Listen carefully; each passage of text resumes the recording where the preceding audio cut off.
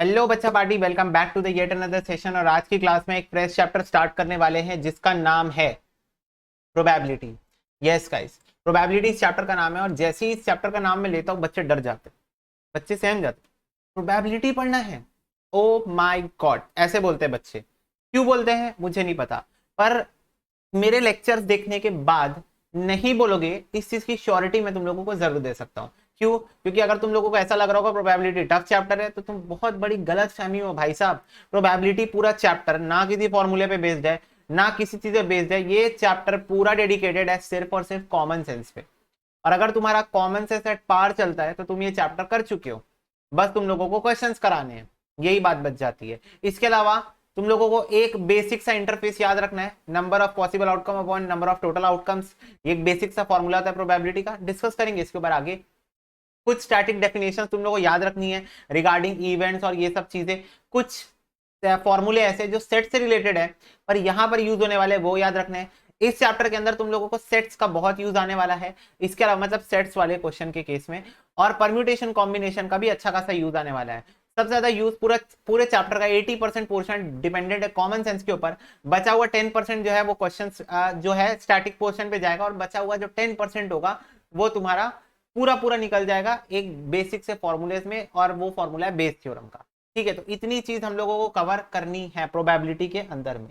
तो चलो, मैंने नोट्स तुम लोग के लिए पहले से बना लिए हैं, रेडी कर लिए हैं। तो तुम लोगों को क्या करना है, सिंपली वीडियोस को पॉज करके नोट कर लेना है नोट्स को, और फिर मैं इसके ऊपर डिस्कशन करूंगा।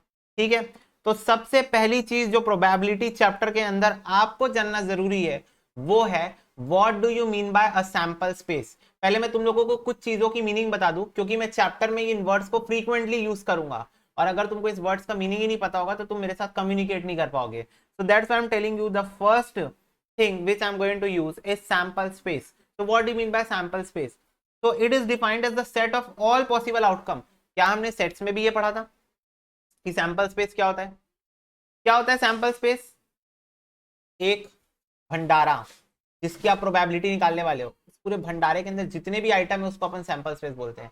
That means all the items, सारे आइटम्स को मिला दो तो जो बन के बाहर निकलता है बच्चों, उसको बोलते हैं sample space. Are you getting my point और नॉट? फॉर एग्जाम्पल, मैं तुम लोगों को बोला मेरे कैलकुलेटर में 0 से लेकर 9 तक कोई भी एक नंबर दबा दो, तो मेरे को फटाफट से बताओ सैंपल स्पेस क्या हुआ। मैं बोला कोई भी एक नंबर दबा दो जो तुम्हारा मन, पर मेरे पास डेटा कितना है? मेरे पास जो डेटा गिवन है ना उसको सैंपल स्पेस बोलते हैं। जितना तुमको आइटम्स गिवन है, जितना डेटा गिवन है, जितना तुमको मसाला गिवन है, उसको अपन सैंपल स्पेस बोलते हैं। तो फटाफट से मेरे को बच्चे बताएंगे सैंपल स्पेस क्या हुआ, बताओ। मैं बोला 0 से लेकर 9 तक तुम लोगों को एक कोई भी नंबर चूज कर लेना है। तो तुम्हारा नंबर क्या चूज करना, भाड़ में जाए, नहीं पता मेरे को। पर सैंपल स्पेस क्या है, कितना गिवन है, कितने ऑप्शंस आपको गिवन है, ये बताओ। वेरी गुड बच्चों। भैया 0 1 2 3 4 5 6 7 8 9, हमको 10 ऑप्शन गिवन है। कितने ऑप्शन गिवन है? 10 ऑप्शन गिवन है, 0 1 से लेकर 9 तक। ठीक है, तो इसको अपन सैंपल स्पेस बोलते हैं। एग्जाम्पल, एग्जाम्पल सुनना मेरी बात ध्यान से। मेरे को फटाफट से बताओ, मैं एक सिक्के को छालूंगा, टॉस करूंगा। टॉस होता है ना, क्रिकेट क्रिकेट खेलते हैं, टॉस, हेड्स और टेल्स, ये सब। ठीक है, तो मैं एक सिक्के को छालूंगा तो फटाफट से सारे बच्चे मेरे को बताएंगे क्या क्या आ सकता है। क्या सिक्के से हेड आ सकता है? फटाफट से बताओ। क्या हेड आ सकता है? हाँ, आ सकता है। क्या टेल आ सकता है? हाँ, आ सकता है ना। मतलब या तो शेर वाला साइड आएगा या तो रुपए वाला साइड आएगा, है ना। हेड भी आ सकता है, टेल भी आ सकता है, बिल्कुल आ सकता है भाई। तो मेरे को फटाफट से बताओ how many possible outcomes is there when I am going to toss a coin. कितने पॉसिबल आउटकम हो सकते हैं जब मैं कॉइन को टॉस करूंगा? दो। या तो हेड हो सकता है तो टेल हो सकता है, दो। तो ये क्या है मेरे, ये सैंपल स्पेस है। क्या है बच्चों? सैंपल स्पेस है। तो कॉइन को टॉस किया तो या तो हेड आएगा या तो टेल आएगा, दोनों में से कोई एक ही चीज आएगी। तो मेरे पास जो टोटल जो चीज आ सकती है उसको मैं बोलता हूँ सैंपल स्पेस, हेड या टेल। अब मेरे को बताओ, मैं दो कॉइन टॉस किया, दो कॉइन लिया, एक ये वाले हाथ में, एक ये वाले हाथ में, इसको टॉस किया, इसको टॉस किया। मेरे को फटाफट से बताओ, क्या पहले कॉइन में हेड आ सकता है? हाँ। क्या दूसरे कॉइन में भी हेड आ सकता है? बिल्कुल आ सकता है। रैंडमली कुछ भी आ सकता है। क्या पहले कॉइन में टेल, दूसरे कॉइन में टेल आ सकता है? बिल्कुल आ सकता है। क्या ऐसा भी हो सकता है पहले कॉइन में हेड और दूसरे कॉइन में टेल आ जाए? हाँ, हो सकता है। क्या ऐसा हो सकता है कि पहले कॉइन में टेल और दूसरे में हेड आ जाए? बिल्कुल हो सकता है। फटाफट से बताओ क्या ये चारों पॉसिबल है? कैसे उछालू दोनों में हेड आ जाए, ऐसे उछालू दोनों में टेल आ जाए, ऐसे उछालू एक में हेड एक में टेल आ जाए, पहले वाले में हेड दूसरे वाले में टेल आ जाए, और ऐसे उछालू पहले वाले में टेल और दूसरे वाले में हेड आ जाए। चारों पॉसिबल है ना? हाँ, तो इसको मैं बोलूंगा सैंपल स्पेस। चार पॉसिबिलिटी है, इससे ज्यादा हो ही नहीं सकती। क्या कोई ऐसा बच्चा है मेरे पास जो बता सके कि भैया नहीं इससे भी ज्यादा पॉसिबिलिटी है कोई? नो, क्योंकि चार ही मैक्सिमम पॉसिबिलिटी है। ये चार में से कोई एक चीज होगी, इन चार कॉम्बिनेशंस में से कोई एक चीज होगी यहां पर। फिर आता है तीन कॉइन टॉस करूंगा, तीन कॉइन टॉस करूंगा, तो कितनी सारी पॉसिबिलिटी हो सकती है। देखो, पहले में हेड दूसरे में हेड तीसरे में टेल आ जाए, तीनों में टेल आ जाए, ओ माय गॉड, तीनों में हेड आ जाए, ओ बढ़िया, टेल आ जाए, हेड टेल हेड आ जाए, टेल हेड हेड आ जाए, हेड टेल टेल आ जाए, टेल टेल हेड आ जाए। देख लो, आठों अलग अलग है, लेकिन इसके अलावा और कोई सा नहीं बन सकता। चेक भी कर लो आराम से, घुरो बैठ के 5 मिनट, कोई दिक्कत नहीं। देख लो, इससे ज्यादा बन भी नहीं सकता। पर बच्चे इसको बनाने में बहुत लेट लगाते हैं, बच्चे इसको फॉर्मेशन करने में बहुत लेट लगाते हैं। तो मैं तुमको इसके फॉर्मेशन की एक निंजा टेक्निक बताता हूँ। फटाफट से सारे बच्चे बताएंगे। दो कॉइन टॉस्ड, पहले में हेड, दूसरे में क्या आ सकता है? हेड आ सकता है। पहले में हेड, दूसरे में टेल आ सकता है। पहले में टेल, दूसरे में हेड आ सकता है। क्या भैया दोनों में टेल आ सकता है? दोनों में टेल आ सकता है। बोलो यही था ना? फटाफट से बताओ, यही था ना? यही चारों था ना? हाँ। अब देखो, जब तीन कॉइन टॉस हुआ ना, 8 पॉसिबिलिटी दिख रही है। 1 2 3 4 5 6 7 8 पॉसिबिलिटी। इसको बनाने के लिए बहुत सोचना पड़ता है, पता है, और एक आध कुछ उटपटांग भी हो जाता है। एग्जाम में मेरे पास इतना टाइम नहीं है, तो मैं तुमको एकदम सिंपल टेक्निक बताता हूँ। तीन कॉइन टॉस्ड की, तुमको क्या करना है? Head head, head tail, tail head, tail tail, head head, head tail, tail head, tail tail. फटाफट से सारे बच्चे बताएंगे मैंने अभी भी क्या किया। क्या मैंने कोई ऐसी चीज की जो तुम लोगों को पहले से पता है या दिख रही है स्क्रीन में? बोलो। यस, मैंने टू कॉइन्स टॉस्ड को 2 बार लिख दिया। दो टू कॉइन्स टॉस्ड को मैंने यहाँ 2 बार लिख दिया, एक बार 2 बार। अच्छा बताओ, टू कॉइन टॉस्ड बनाने में तो कोई प्रॉब्लम नहीं होती ना तुम लोग को, कि उसमें भी प्रॉब्लम हो रही है? टू कॉइन टॉस बनाने में तो प्रॉब्लम नहीं होती ना? नहीं।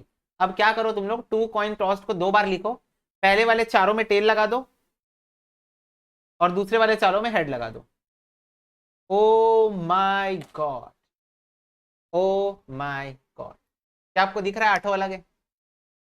और क्या ये 8 मैक्सिमम पॉसिबिलिटी है? इससे ज्यादा हो भी नहीं सकता और इससे कम भी नहीं हो सकता। दिख रहा है? It's magic, it's magic. बोलो। यस, तो ये सिंपल तरीका है। खैर, मुद्दा ये है, हम लोग बात कर रहे थे, अब ये चीजें मैं इसलिए बता दिया कि क्वेश्चन में ये सारी चीजें यूज होंगी। मुद्दा ये है कि आपको सैंपल स्पेस समझ में क्या हो सकता है कॉइन्स के केस में। मतलब भाई, जो मैक्सिमम पॉसिबल चीजें, मतलब जो भंडारा, जो आपको सेट मिला है, जो आपको डेटा मिला है, जो आपको डेटा गिवन है, जिसके साथ आप प्रोबेबिलिटी प्रोबेबिलिटी खेलोगे, वो डेटा, जो टोटल डेटा है, उसको अपन बोलते हैं सैंपल स्पेस। स्पेस बेटा, स्पेस, स्पेस के अंदर पूरा यूनिवर्स है। ठीक है। अब आते हैं कार्ड्स के केस में। 52 कार्ड्स होते हैं, आपको पता है डेक में। ताश बेटा, ताश, पता है ना? उसके अंदर 52 कार्ड्स होते हैं। क्या आपको ये बात पता थी? क्या बच्चों आपको ये बात पता थी कि कार्ड के अंदर, एक मतलब एक डेक के अंदर, इसको अपन डेक से रिप्रेजेंट करते हैं, एक डेक के अंदर 52 कार्ड्स होते हैं। यस भैया। आपको पता है ब्लैक कार्ड होता है, ब्लैक के अंदर होता है स्पेड, स्पेड को अपन बोलते हैं चिड़ी, सॉरी पान, पान। फिर आता है क्लब, चिड़ी। फिर आता है red, red colour, red colour कहाँ है रेड कलर? रेड के अंदर होता है दिल दिया गल्ला। और फिर आता है डायमंड। ओ, मतलब कॉम्बिनेशन समझ रहे हो तुम लोग? दिल दिए, फिर डायमंड देना पड़ा, समझ रहे हो? पहले दिल दिए फिर डायमंड देना पड़ गया। समझ गए भैया, होशियार है हम लोग भी। ठीक है, चलो। तो एक जो अपना कार्ड होता है, ठीक है, एक जो अपना डेक ऑफ कार्ड होता है उसके अंदर 52 कार्ड्स होते हैं। अब ये 52 कार्ड दो सेगमेंट में डिवाइडेड है। 26 कार्ड्स काले कलर के होते हैं और 26 कार्ड्स रेड कलर के होते हैं, मतलब 26 are black and 26 are red cards. Okay, so black cards are further divided into club and spade. So what do you mean by club? अगर तुम देखे होगे चिड़ी बोलते हैं इसको हिंदी में क्लब। स्पेड मतलब पान का पत्ता, मतलब पान, ठीक है। फिर red card is further divided into two parts, it is one is heart and the other is diamond, ठीक है। तो ये अपने कार्ड होता है। भैया कुछ सीखे ना सीखे, भैया फाउंडेशन क्लियर हो ना हो, भैया पत्ते खेलना जरूर सिखा दोगे आप, है ना। और हम लोग पत्ते भी खेलेंगे, बस दिमाग से खेलेंगे। हम लोग बोले हाँ इंग्लिश में बात करेंगे हम लोग, ठीक है। अब ये कार्ड्स इंक्लूड करते हैं, अब समझना मेरी बात को, हर का हर मतलब वो जो सेगमेंट है उसके अंदर 13 पत्ते होते हैं। 13 पत्ते चिड़ी के, 13 पत्ते पान के, 13 पत्ते हार्ट के और 13 पत्ते डायमंड के, ठीक है। अब ये जो 13 पत्ते होते हैं वो कौन से होते हैं? तो इसके अंदर वन की जगह आता है ए फॉर एप्पल। वन और ए दोनों सबसे पहले आते हैं, तो वन की जगह ए ने यहां पर ले ली। इसको अपन प्यार से एस बोलते हैं। क्या बोलते हैं? एस। क्वेश्चन में आपको जब क्वेश्चन यूज करेगा तो आपको ए नहीं बोलेगा, वो आपको एस बोलेगा, ठीक है। इसके बाद 2 3 4 5 पूरा 10 तक आता है बेसिक नंबर्स। फिर आता है जोकर। जोकर मतलब एक्चुअल में वो जोकर होता है ना, जिन लोग बेचारे बच्चे नहीं देखे भी नहीं होंगे ताश की गड्डी, उन लोगों को थोड़ा डिटेल में समझाना पड़ता है। फिर आती क्वीन, रानी, मतलब जो कनेक्शन समझ रहे हो कि नहीं समझ रहे हो? Heart, diamond, queen. Are you getting the logic behind this? And although it is from the side of king, and joker is going to bring this diamond, and that diamond worth rupees this, and that is a class diamond. देख रहे हो logic, है ना? Heart, diamond for queen from the side of king, and joker is going to bring that diamond which is worth rupees this, and that is a class diamond, ठीक है। That is a class diamond, ठीक है। तो छोड़ो detail है, इतना मतलब इतना हाई लेवल का तुम लोग को नहीं समझ में आएगा। थोड़ा जो वो होते हैं ना, मतलब जो मेंटल असाइलम के जो लोग होते हैं ना, उन्हीं लोग को समझ में आते हैं। मैं उस कैटेगरी में फॉल कर रहा हूँ, इसीलिए मेरे को समझ में आएगा, ठीक है। खैर छोड़ो, जोक्स अपार्ट, ठीक है। तो इतने 13 पत्ते होते हैं अपने डेक के अंदर, जिसमें वो क्वीन यूज करेगा, किंग यूज करेगा, जोकर यूज कर सकता है, ठीक है। और इसके अलावा वो एस यूज करेगा। अच्छा, कभी कभी क्वेश्चन में फेस कार्ड वर्ड भी यूज करेगा। क्या यूज करेगा? Face card word. तो फेस कार्ड का मतलब होता है जोकर, क्वीन और किंग, मतलब ऐसे कार्ड जिसके ऊपर फेस बने होते हैं। तो जोकर, क्वीन और किंग के ऊपर ना फेसेस बने होते हैं, तो इसलिए हम लोग उसको इंग्लिश में फेस कार्ड्स बोलते हैं, ठीक है। तो ये क्लियर हो गया सबको? Cards, cards everybody, is it clear to you all? Yes, ठीक है। Let's again talk about dice. देखो बेसिक लेवल पे 3 ही क्वेश्चन बन सकते हैं, कॉइन, डाइस और कार्ड्स। इसके बाद फिर अर्न के क्वेश्चंस आ जाएंगे, तो अर्न वगैरह वो सेपरेट टॉपिक हो गया। अर्न मतलब होता है झोला, झोले के अंदर बॉल है, बॉल का कलर ये है, वो सब क्वेश्चन आते हैं, उसमें बाद में बात करेंगे। मेरे को फटाफट से सारे बच्चे बताएंगे, मैं एक पासे को फेंक रहा हूँ डाइस, मैं सांप सीढ़ी खेल रहा हूँ या मैं लूडो खेल रहा हूँ और मैंने एक डाइस को रोल किया, तो सारे बच्चे बताएंगे वो डाइस को रोल करने के बाद कौन सा नंबर मेरे को दिख सकता है उस डाइस को रोल करने के बाद। वेरी गुड भैया, आपको 1 आ सकता है, भैया 2 भी आ सकता है, 3 भी आ सकता है, 4 भी आ सकता है, 5 भी आ सकता है, और भैया आपकी गोटी घर से बाहर भी निकल सकती है। Are you agreeing my point? You agree with my point? Yes. तो फटाफट से बताओ, एक डाइस को थ्रो करने का सैंपल स्पेस यही है, बस इससे ज्यादा कुछ नहीं हो सकता, ये मैक्सिमम पॉसिबल है। एक डाइस को मैं अगर थ्रो करूं तो यही 6 आ सकते हैं, इनमें से और एक कम भी नहीं आ सकता, ज्यादा भी नहीं आ सकता, यही 6 आ सकते हैं। Okay, when I am talking about कि मैं 2 डाइस को एक साथ थ्रो करूंगा, मतलब ये मेरे दोनों हाथ में पास है, शकुनी मामा वाले स्टाइल में ऐसे ऐसे करूंगा मैं, और भुश करके मैं उसको छोड़ दूंगा, ठीक है। तो क्या क्या आ सकता है? तो पहले डाइस में, समझना मेरी बात को, पहले डाइस में 1 आ सकता है, और 1 के साथ में 1 आ सकता है दूसरे डाइस में। फिर पहले डाइस में 1 के साथ 2 भी आ सकता है, फिर 1 के साथ 3 भी आ सकता है, 1 के साथ 4 भी आ सकता है, 1 के साथ 5 भी आ सकता है, और 1 के साथ 6 भी आ सकता है। बोलो हाँ, बोलो ना। इमेजिन करो बच्चों, इमेजिनेशन पे पूरा चैप्टर खड़ा हुआ है। अगर इमेजिनेशन नहीं करोगे चैप्टर गिर जाएगा। पहले डाइस में 1, दूसरे डाइस में 1 2 3 4 5, ठीक है। दूसरे पहले डाइस में 2 भी आ सकता है, उस टाइम पे पहले डाइस में 1 भी आ सकता है, 2 भी आ सकता है, 3 भी आ सकता है, 4 भी आ सकता है, 5 भी आ सकता है, एंड 6 भी आ सकता है। मैंने इसको थोड़ा सा स्ट्रक्चर्ड वे में जमाता हूँ, red Q, Q black Q भाई।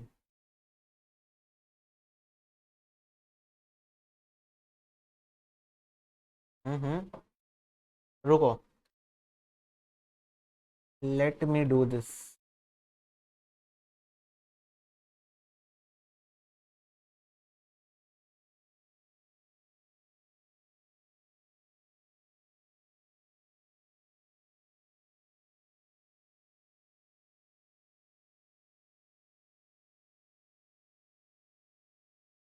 Okay, yes.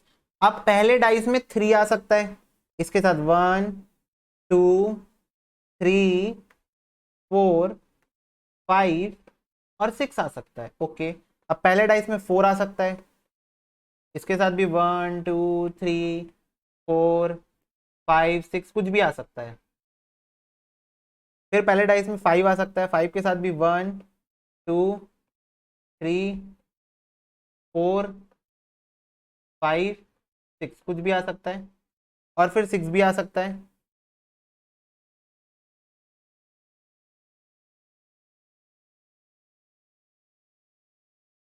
ठीक है बच्चों, तो बताओ अब मेरे को सारे बच्चे स्क्रीन में आराम से देख लो, कोई जल्दीबाजी की बात नहीं, आराम से देखो स्क्रीन में।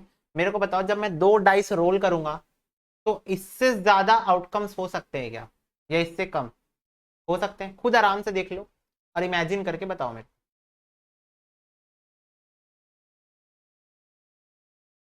हो सकते हैं? Is it possible?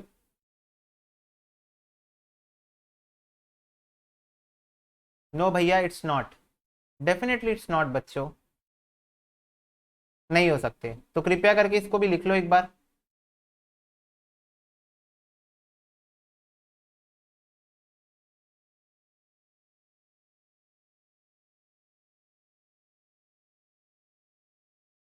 ठीक है, डन भैया, डन। ओके, तो ये डाइस का तुम्हारा सैंपल स्पेस हो गया।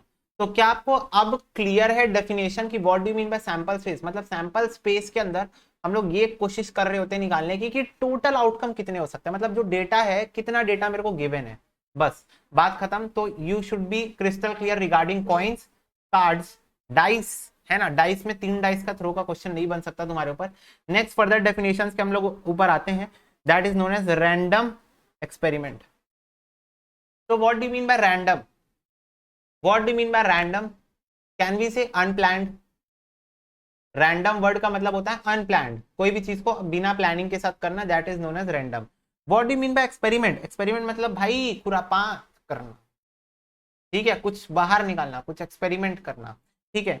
तो एक ऐसा एक्सपेरिमेंट जिसका outcome is from the event that are completely known, मतलब उसका आउटकम एक इवेंट से होगा, ये तो हमको पता था, ठीक है, उसका आउटकम एक इवेंट के कारण होगा, ये तो हमको पता था, but exact outcome is not known, it's called a random experiment. But outcome क्या होगा वो नहीं पता मेरे को। हाँ भैया, क्या क्या बोले, क्या क्या भैया? भैया वहां से निकल गया, पता भी नहीं चला हम लोग को। फिर से बताओ, फिर से। बेटा, एक ऐसा इवेंट जो हमको पता है होगा, और उस इवेंट के होने के बाद मेरे को कुछ आउटकम मिलेगा, पक्का एक इवेंट होगा और उससे मेरे को आउटकम मिलेगा, बट वो आउटकम क्या होगा वो नहीं पता मेरे को। जैसे फॉर एग्जांपल मान लो तुम डांस कंपटीशन में थे और तुम हो प्रोफेशनल डांसर, तुमने खुद की परफॉर्मेंस भी की और तुमने बाकियों की परफॉर्मेंस भी देखी है, तो तुम लोगों को एक ग्रॉस आइडिया हो गया कि मैं पक्का जीतूंगा, ये इवेंट होने के बाद एक आउटकम निकलेगा और वो आउटकम होगा कि मैं जीतूंगा, बट मैं रैंक 1 में जीतूंगा, रैंक 2 में जीतूंगा या रैंक 3 में जीतूंगा ये मेरे को नहीं पता, बट मैं जीतूंगा, मैं श्योर हूं, क्योंकि मैं अच्छा डांस किया हूं। बट पोजीशन कौन सी होगी उसके लिए मैं डाउटफुल हूं। तो एक इवेंट है और उस इवेंट से कुछ आउटकम निकलने वाला है, इसके लिए आप श्योर हो। पढ़ो यहां पर, whose outcome is from the event that are completely known, हमको अच्छे से पता है कि इसका कुछ ना कुछ आउटकम निकलने वाला है, बट वो आउटकम क्या होगा वो हमको नहीं पता। आउटकम निकलेगा पक्का, बट कौन सा आउटकम निकलेगा वो नहीं पता। That is known as random experiment. Probability के अंदर हम यही करते हैं कि हम लोग को पता है कि हम लोग कुछ आउटकम निकालने की कोशिश कर रहे हैं और आउटकम निकल भी जाएगा, बट वो आउटकम में आंसर क्या निकलेगा वो हमको नहीं पता होता, वो आंसर आने के बाद ही पता चलता है कि हाँ भाई आंसर आ गया, पता चल गया, ठीक है। तो that is known as random experiment. What we are doing, we are doing randomly, we are experimenting the things and we know that there is something outcome is there, but what is going to be the outcome we won't know about this. Is it clear to you all what do you mean by random experiment? बोलो। Yes, simple definition. ठीक है, okay, ठीक है। मतलब simple शब्दों में ऐसा experiment हम लोग करेंगे जिससे हम लोगों को आउटकम नहीं पता क्या आने वाला है, कुछ तो आएगा आंसर। एक मेरे को एक बात बताओ, क्या बोल रहा था मैं? तुम लोग अपना एग्जाम दिए, एग्जाम दिए, तो तुम लोग श्योर हो कि हम लोग पास हो जाएंगे?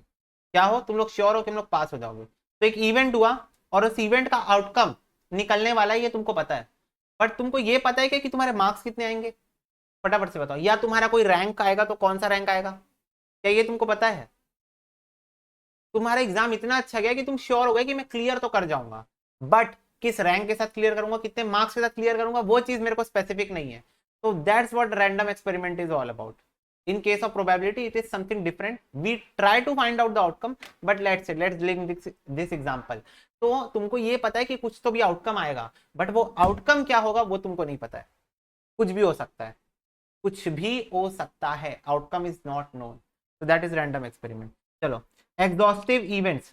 If all possible outcome of an experiment are considered, then the outcome are said to be exhaustive. It include all the sample points in the sample space.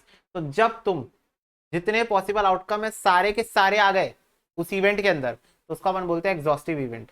ठीक है, all possible outputs when united, we can say that is an exhaustive event. भैया example, okay.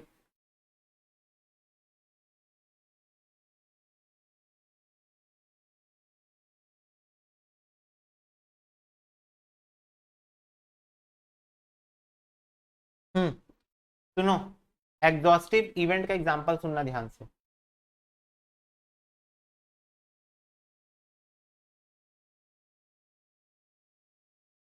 फटाफट से मेरे को एक बात बताओ, मैं बोल रहा हूं probability of x and probability of y, p is denoted by probability. So we don't know what do you mean by probability still. अभी तक मैंने probability का मतलब ही नहीं बताया तुम लोगों को, but let's say, खैर छोड़ो, जो मैं बताने की कोशिश कर रहा हूँ वो समझना। p से हम लोग probability को डिनोट करते हैं।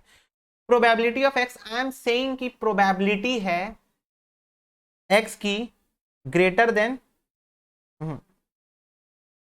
Less than equal to 3, less than equal to 3।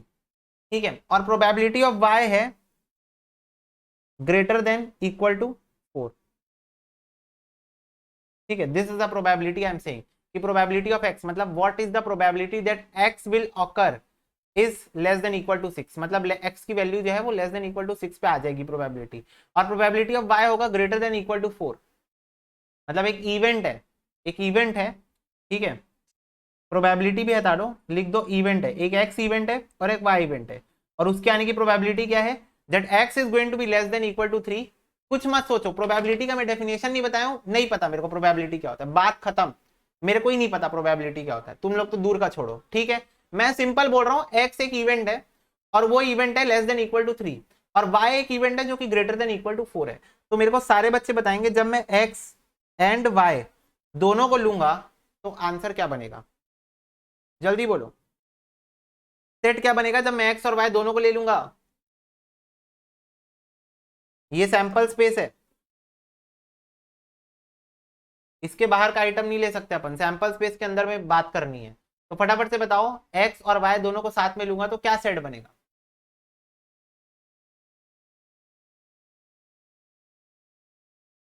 Yes भैया, x लोगे भैया तो लेस देन इक्वल टू 3, मतलब 1 2 और 3 को ले सकते हो, 1 2 और 3 को ले सकते हो, क्योंकि लेस देन इक्वल टू 3 मतलब 3 के बराबर और 3 से कम। जब आप y लोगे तो 4 के बराबर और 4 से ज्यादा, इसका मतलब आप 4 5 और 6 ले सकते हो। ओ माय गॉड, तो क्या ये जो आंसर आया है x एंड y, क्या ये मेरे सैंपल स्पेस के बराबर हो गया? हाँ, सैंपल स्पेस के बराबर हो गया, इसी को तो बोलते हैं एग्जॉस्टिव इवेंट। अब एक बार डेफिनेशन पढ़ो मेरे साथ साथ में, क्या लिखा था?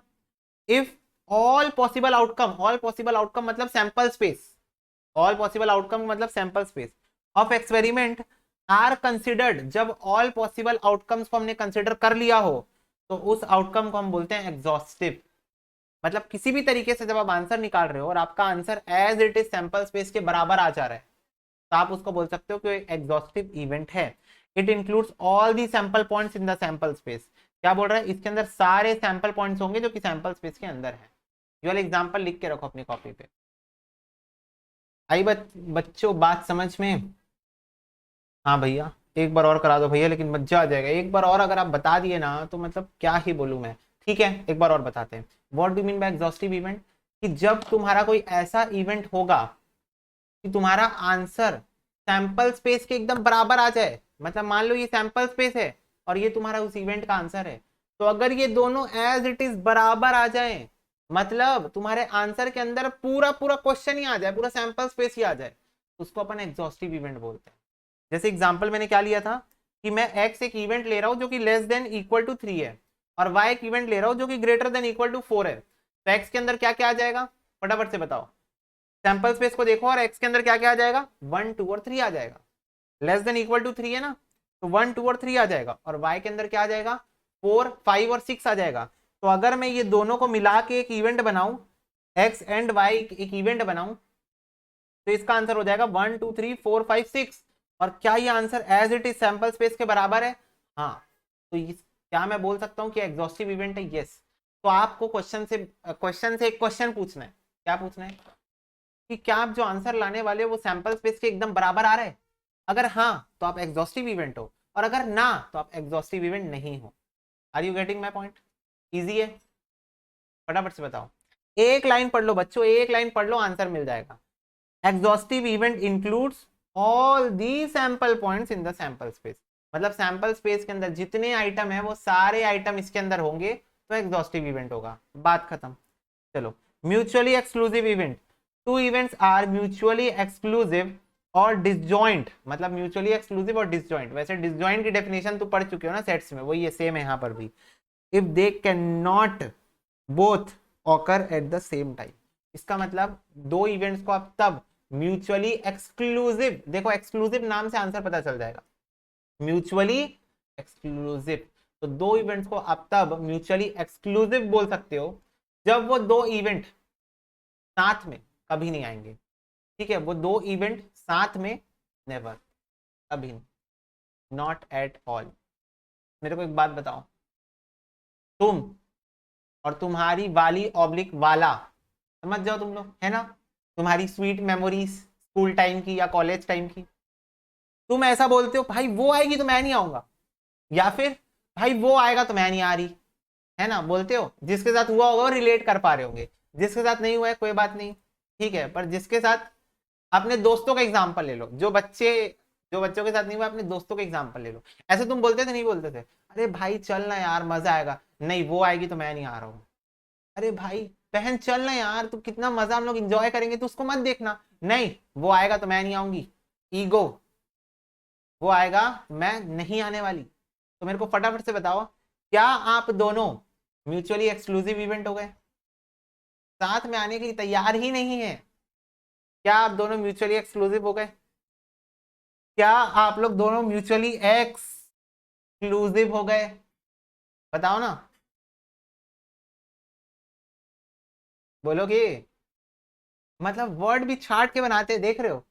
क्यों इसका नाम एक्सक्लूसिव ही क्यों रखे? क्योंकि इसके अंदर एक छुपी हुई दास्तान है ना।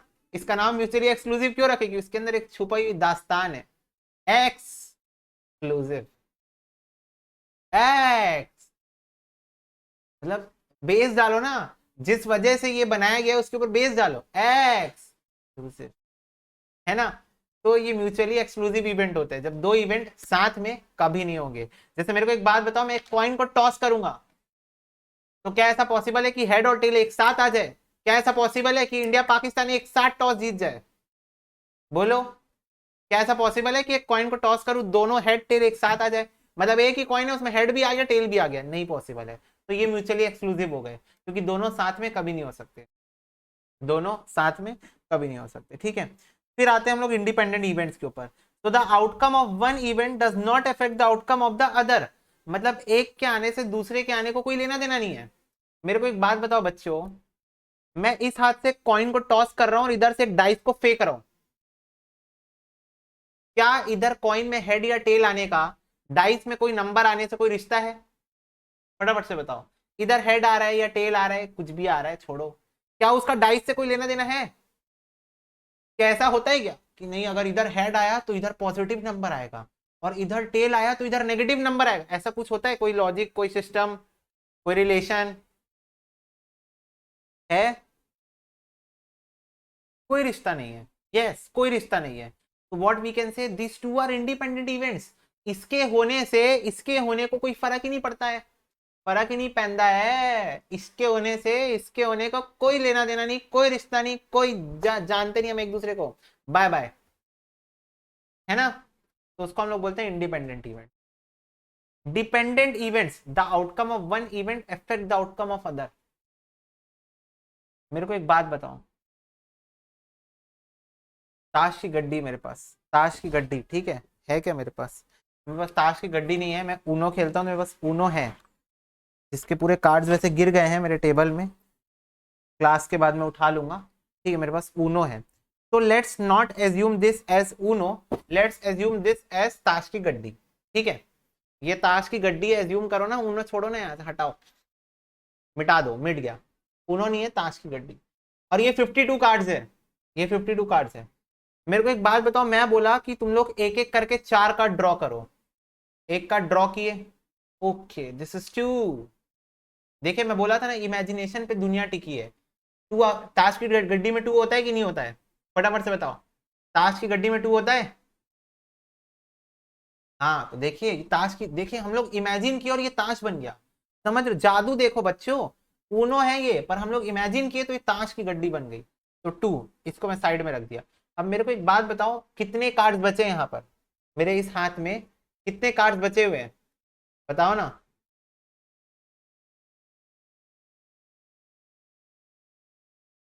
बताओ, 51 कार्ड्स। तो मेरे को एक बात बताओ, अब मैं जो कार्ड ड्रॉ करूंगा, ताश है ना, ये ताश की गड्डी है, देखना अपने आप, देखना ताश की गड्डी अपने आप कुछ ना कुछ आएगा अच्छा, ताश की गड्डी वाला। ये देखो 9 आया, ये ट्रांसपेरेंट 9, देखो जादू, मैं यार जादूगर बन गया, शिट। मैं पढ़ा क्यों रहा हूँ यार, मेरे को मैजिक करना चाहिए जाके फॉरेन में। जादू देख रहे हो? ये देखो मैं जादू दिखाता हूँ, ये देखो, ये देखो, ये नॉर्मल कार्ड है, देखो कोई ट्रांसपेरेंसी है क्या इस दुनिया में? कोई ट्रांसपेरेंसी है? देखो मेरा मुंह दिख रहा है तुम लोगों को, नहीं दिख रहा है, अभी देखना मेरा मुंह दिखेगा, ना ना, पूरा भाई देख रहे हो, गायब हो गया, बैकग्राउंड आ गया, देखो मेरा चेहरा गायब हो गया, ये देखो पूरा बैकग्राउंड आ गया। जादू करना चाहिए मेरे को, छोड़ो पढ़ाना लिखाना, चलो जादू करेंगे, ठीक है? 9 है ये, क्या है ये? 9। तो ये मैंने रख दिया। मेरे को सारे बच्चे बताएंगे, जब मैं सेकंड कार्ड ड्रॉ किया तो क्या फर्स्ट कार्ड के वजह से कोई फर्क पड़ा है सेकंड कार्ड को? सोच के बताना, हड़बड़ी नहीं। क्या इस डेक को कोई फर्क पड़ गया था फर्स्ट कार्ड ड्रॉ होने के बाद? क्या इस डेक में कुछ चेंजेस आ गए थे फर्स्ट कार्ड ड्रॉ होने के बाद, जिसका इन्फ्लुएंस सेकंड कार्ड में हुआ होगा? हाँ, एग्जैक्टली, यस। जो पहला पर्सन होगा उसके पास 52 ऑप्शंस थे, जो पहला पर्सन आया था कार्ड को ड्रॉ करने के लिए, उसके पास 52 ऑप्शंस थे। बट जो दूसरा बंदा आया उसके पास सिर्फ 51 ऑप्शन थे, क्योंकि एक कार्ड निकल चुका है। और जो तीसरा बंदा आया उसके पास सिर्फ 50 ऑप्शन है। कितने ऑप्शन है? 50 ऑप्शन है, जिसमें से एक कार्ड ड्रॉ किया। तो अब जब चौथा बंदा आएगा उसके पास सिर्फ 49 ऑप्शन है टू बी सिलेक्टेड। तो मेरे को एक बात बताओ, क्या ये जो इवेंट्स हो रहे हैं, ये जो कार्ड ड्रॉ हो रहे हैं, सारे इवेंट है, अलग अलग इवेंट्स है, तो क्या ये जो इवेंट्स हो रहे हैं, क्या ये डिपेंडेंट हो गए एक दूसरे के ऊपर? क्या एक के होने से दूसरे को फर्क पड़ रहा है ना? इसको तुम लोग ऐसे समझो कि मान लो ये एक का है, मान लो ये ए है, एस है, तो सोचो ना, अगर पहला पर्सन आया और वो एस उठा के ले गया, तो क्या जो दूसरा पर्सन आया उसके हाथ से एक एस चला गया? उसको फर्क पड़ा ना, उसके हाथ से एक एस चला गया, उसको फर्क पड़ा कि नहीं पड़ा? पड़ा उसको फर्क। तो ये डिपेंडेंट इवेंट्स है, एक इवेंट के होने के कारण दूसरे इवेंट को फर्क पड़ रहा है। Are you getting my point और नॉट? यस भैया, we are getting your point. So that is known as dependent events. Let me put this in my box. मेरे को बहुत प्यारा है ये गेम, वो बात अलग है, खेल नहीं पाता मैं आजकल,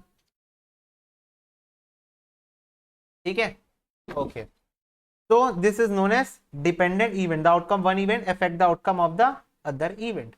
Next, equally likely event. तो नाम में आंसर है इक्वली लाइकली। इसका मतलब दो और more events which has the same probability of occurrence in an experiment are called equally likely event. मतलब ऐसे इवेंट्स जिनके आने की संभावना बराबर है, जैसे हेड्स और टेल्स। जब मैं कॉइन टॉस करूंगा तो क्या बराबर प्रोबेबिलिटी है 50-50? हेड भी आ सकता है, टेल भी आ सकता है, या कोई बायसनेस होती है? ऐसा होता है कि हेड वाला पोर्शन भारी रहता है तो वो नीचे रह जाता है, टेल्स वाला पोर्शन हल्का रहता है तो वो ऊपर रह जाता है? नहीं, कॉइन टॉस करूंगा तो हेड आने की और टेल आने की प्रोबेबिलिटी बराबर है। हेड भी आ सकता है, टेल भी आ सकता है, 50-50 है। वैसे ही जब मैं एक डाइस को रोल करूंगा तो क्या 1 2 3 4 5 6 सबके आने की प्रोबेबिलिटी बराबर है? 1 भी आ सकता है, 2 भी आ सकता है, 3 भी आ सकता है, 4 भी आ सकता है, 5 भी। प्रोवाइडेड मैं शकुनी मामा के डाइस नहीं यूज कर रहा हूँ, है ना, जो महाभारत में यूज हुए थे। तब फिर तो भाई 6 ही आएगा हर बार, है ना। तो मैं कोई बायस्ड डाइस नहीं थ्रो कर रहा हूँ, मैं एक अनबायस्ड डाइस थ्रो कर रहा हूँ। अनबायस्ड का मतलब होता है बिना भेदभाव के, बिना भेद भाव के, ये होता है अनबायस्ड डाइस का मतलब। ठीक है, तो उसमें पूरे 6 नंबर के आने की प्रोबेबिलिटी बराबर होगी। तो that is simply known as equally likely events. मतलब हर इवेंट के आने की प्रोबेबिलिटी बराबर है। ठीक है, और फाइनली हमारा डेफिनेशन आ गया है प्रोबेबिलिटी का। So what do mean by probability? It is a measure of how likely something is to happen. It is represented by probability, मतलब P of that event, probability of that event. Event मतलब X मैंने denote किया यहाँ पर। तो क्या होता है प्रोबेबिलिटी का मतलब? प्रोबेबिलिटी का मतलब होता है कि आप निकाल के बता रहे हो कि इस पर्टिकुलर आइटम के आने की संभावना कितनी है, उसको हम क्या बोलते हैं? प्रोबेबिलिटी। ठीक है, कि इस पर्टिकुलर चीज की आने की संभावना। प्रोबेबिलिटी का मतलब क्या होता है? संभावना, chances. What do mean by probability? Chances. कितने चांसेस हैं कि ये पर्टिकुलर चीज हो जाएगी, that is known as probability. कोई भी चीज मैं जो तुमको बोलूं, तुम ऐसे बोल रहे हो ना भैया 50% चांसेस हो जाएगा, तुम प्रोबेबिलिटी की बात कर रहे हो। चांस, प्रोबेबिलिटी का मतलब क्या होता है? चांस। हिंदी में बोलूं तो कितनी संभावना है कि ये चीज हो जाएगी, अकरेंस, हो जाएगी या नहीं हो जाएगी, that is known as probability. Probability का एक देसी, सिंपल और एक यूनिवर्सल फॉर्मूला है कि प्रोबेबिलिटी का फॉर्मूला होता है कितनी चांसेस है कि वो चीज हो जाएगी डिवाइडेड बाय टोटल चांसेस। ये फॉर्मूला मैं डिटेल में समझाऊंगा एग्जांपल लेके, बट अभी के लिए जान लो फेवरेबल आउटकम मतलब कितने आउटकम्स है जो आप चाहते हो, जो आप चाहते हो वो कितने हैं और टोटल कितने हैं। मतलब जैसे मान लो आप चाहते हो 20 और टोटल है 100, तो ये हो गया प्रोबेबिलिटी। मतलब आप कितना चाहते हो आप उसको ऊपर डाल दो और टोटल कितने हैं उसको आप नीचे डाल दो। यानी सिंपल शब्दों में sample space. All possible outcome का मतलब क्या होता है? Sample space. तो आप कितना, what you want going to be in denominator and what is going to be the total is going to be in the denominator. Numerator में जो आप चाहते हो, डिनोमिनेटर में टोटल। तो that is the basic formula probability.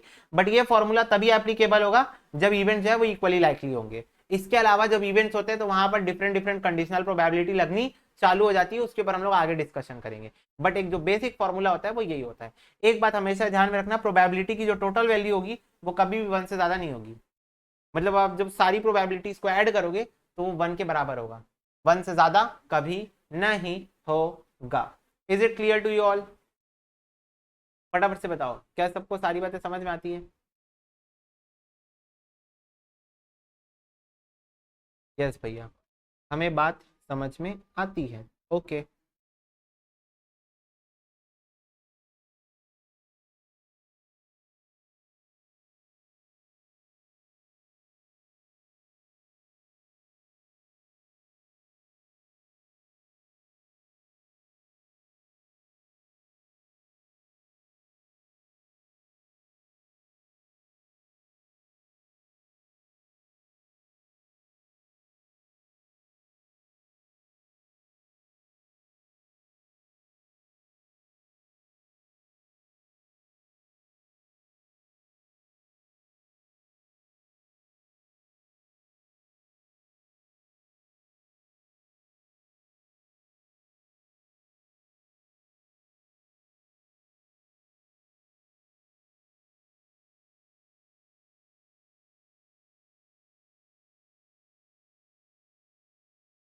Okay, this is the question guys. बेटा जो मैंने वैल्यू वाला बताया है पॉइंट, जो 1 वाला, वो तुम लोग को बाय द टाइम समझ में आ जाएगा। अभी थ्योरेटिकली हमने बात की, अभी हम लोग क्वेश्चंस पे उतरे नहीं है। क्वेश्चंस पे उतरने के बाद तुमको चीजें ज्यादा अच्छे से क्लियर होंगी।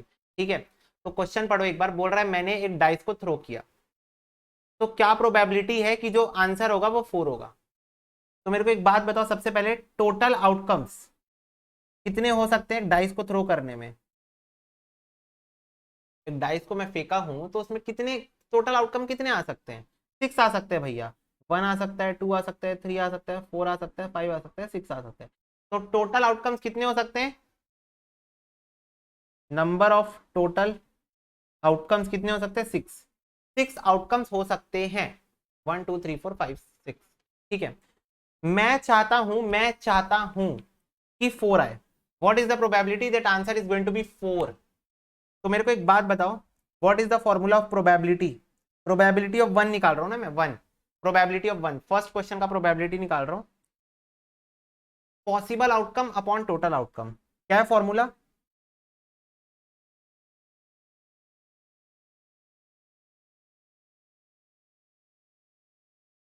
तो what is the possible outcome?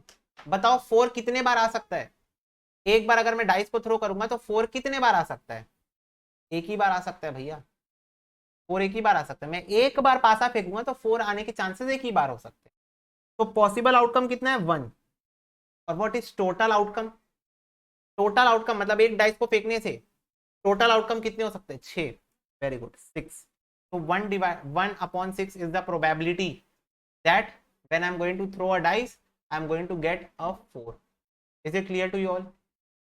6 में से एक ही बार आ सकता है ना आंसर। 4 6 बार फेंकियो, 6 में से कोई एक ही 4 होगा, एक ही 4 हो सकता है।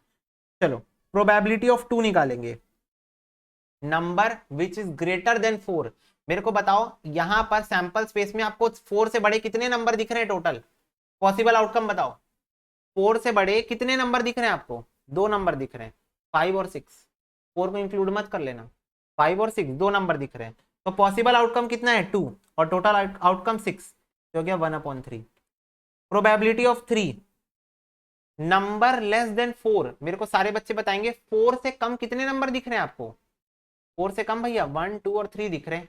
यस, 3 नंबर आपको 4 से कम दिख रहे हैं। तो 3/6 number of possible outcome upon number of total outcome. हाँ, ठीक है। हाँ, probability of 4, number which is greater than equal to 4। Number which is greater than और equal to 4 at a same time. तो 4 के बराबर और 4 से ज्यादा, मतलब 4 5 और 6, 3 नंबर। और प्रोबेबिलिटी ऑफ 5 क्या हो जाएगा? Number which is less than equal to 4, मतलब 4 के बराबर भी और 4 से कम के सारे नंबर। तो यानी कि 1 2 3 और 4 चारों। तो ये कितना हो जाएगा? 4/6, 2/3। Is it clear to you all? बताओ, क्लियर है सबको? इतना इजी बच्चों, इतना इजी है प्रोबेबिलिटी का डेफिनेशन अपना। ठीक है, नोट कर लो इसको। ठीक है, चलो अब मैं तुम लोग को और क्वेश्चन देता हूं, ताकि हम लोग क्वेश्चन करते जाएंगे, प्रैक्टिस अपनी होती जाएगी। ठीक है, चलो लिखो question. A dice is thrown twice, what is the, एक मिनट, what is the probability of getting same number both time? दोनों बार अपने को सेम नंबर चाहिए, इसकी प्रोबेबिलिटी क्या है? तो पहले मेरे को बताओ, मेरे को सैंपल स्पेस निकालना पड़ेगा कि जब मैं पासे को 2 बार फेंक रहा हूं, मैं ग्लास को साइड कर देता हूं, जब मैं पासे को 2 बार फेंक रहा हूं, ठीक है, तो उसका सैंपल स्पेस क्या होगा? तो याद है हम लोग बना चुके थे, एक काम करें वहीं से कॉपी कर ले, क्या बनाए तो थे, ये देखो बना चुके हैं। डाइस थ्रोन ट्वाइस का सैंपल स्पेस अपने पास ऑलरेडी रेडी है।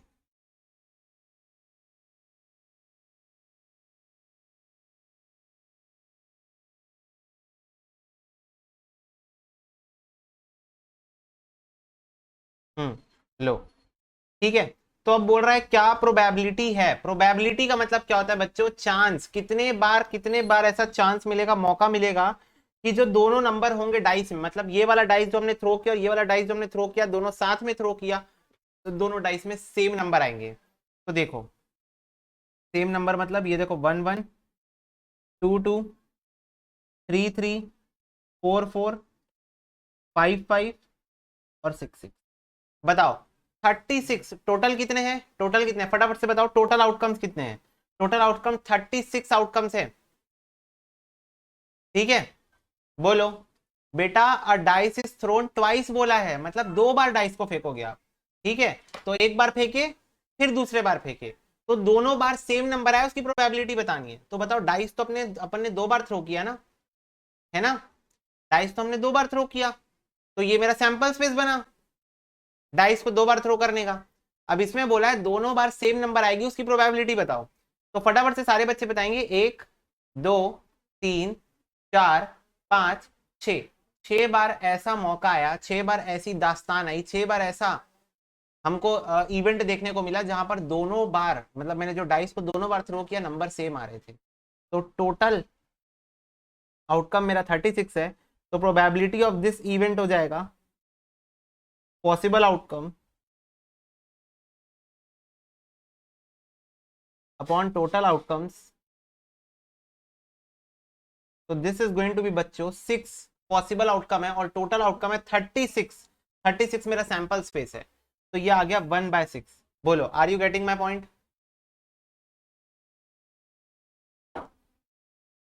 हम्म, बताओ आ रही बात समझ में। हाँ भैया नोट कर लो इसको बच्चों, इसी बहाने नोट कर लो इसको, ठीक है। फिर जब इसको नोट कर लोगे तब मैं तुम लोग से एक क्वेश्चन पूछूंगा, इतने क्वेश्चन पूछ दूंगा। What is the probability of getting odd number both times. तो बताओ फटाफट से, मैंने फिर से, ठीक है, मैंने फिर से क्या किया, मैंने एक पासे को 2 बार फेंका, एक पासे को मैंने फिर से 2 बार फेंका। मैं इस बार पूछ रहा हूं what is the probability that I am going to get odd number both the times. मतलब मैं पहली बार जब थ्रो करूंगा और मैं जब दूसरी बार थ्रो करूंगा, दोनों भी बार ऑड नंबर आएगा, उसकी प्रोबेबिलिटी क्या है। बताओ क्या है प्रोबेबिलिटी, दोनों बार ऑड नंबर आने की प्रोबेबिलिटी क्या होगी। ढूंढो पहले उन टारगेट्स को जो हमको चाहिए है, odd number both the times. पहली लाइन में कहां कहां पर तुमको ऑड नंबर दिख रहा है, दोनों दोनों बार हमको ऑड नंबर चाहिए।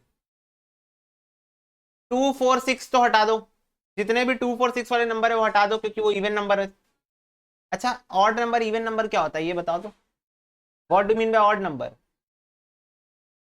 इवन नंबर का पता होगा तो ऑड नंबर पता होगा, हर नंबर जो 2 से डिवाइड होता है वो इवन नंबर होता है ना, हर नंबर जो 2 से डिवाइड होता है वो इवन नंबर होता है। तो इसको छोड़ के सारे नंबर ऑड नंबर होते हैं, ठीक है, इसको छोड़ के सारे नंबर क्या है, ऑड नंबर है। तो चलो बताओ फटाफट से, बोला है probability of getting odd number both times, दोनों बार ऑड नंबर चाहिए अपने को। तो चलो गिनो, 1 2 3, ठीक है। इधर तो एक भी नहीं है, 4 5 6, इधर एक भी नहीं है, 7 8 9, इधर एक भी नहीं है। तो टोटल 9 ऐसे आउटकम्स है जिसमें ऑड नंबर है दोनों बार, फर्स्ट थ्रो में भी ऑड नंबर है, सेकेंड थ्रो में भी ऑड नंबर है। Are you getting my point बच्चों। देखो ना ध्यान से, इसके अलावा जितने भी आउटकम्स बचे हैं उनको ध्यान से देखो, उसमें कहीं ना कहीं इवन नंबर आ गया है, या तो 2 आया है, या तो 4 आया है, या तो 6 आया है ना। इसके अलावा जितने भी आउटकम दिख रहे हैं तुम लोग देख लो, या तो वहां पर 2 आया है, या तो वहां पर 4, यहाँ तो वहां पर 6 आ गया है, तो इसलिए वो इवन नंबर हो गया। इवन नंबर नहीं लेना है मेरे को, दोनों बार ऑर्डर नंबर चाहिए। तो मेरे पास 9 ऐसे आइटम्स बन गए। तो लिखो यहाँ पर probability of this event, possible outcome upon total outcome. What is possible outcome 9. What is total outcome 36. तो 1/4. Are you getting my point? बताओ बच्चों. यस भैया. चलो नेक्स्ट बताओ. A coin is tossed. एक सिक्के को मैंने उछाला. What is the probability of getting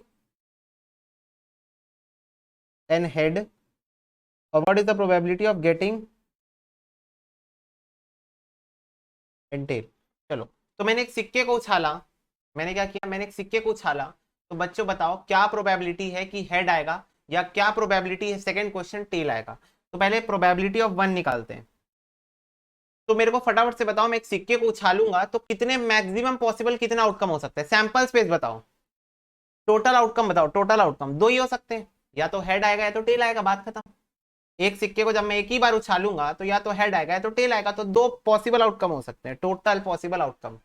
मेरे को क्या चाहिए? मेरे को हेड चाहिए. What is the probability of getting an head? तो हेड आने की संभावना कितनी है? टोटल दो दो चीजें हो सकती है, उसमें से हेड आने की संभावना कितनी है? 1. Very good. तो 1/2 is going to be the probability of getting an head.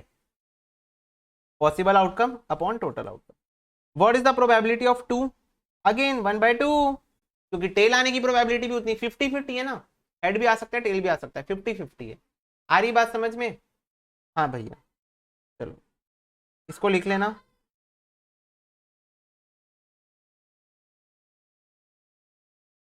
Hmm.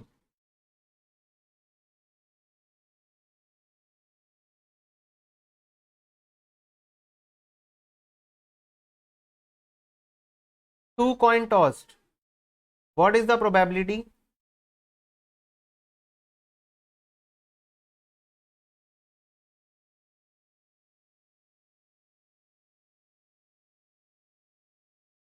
of getting at least one head?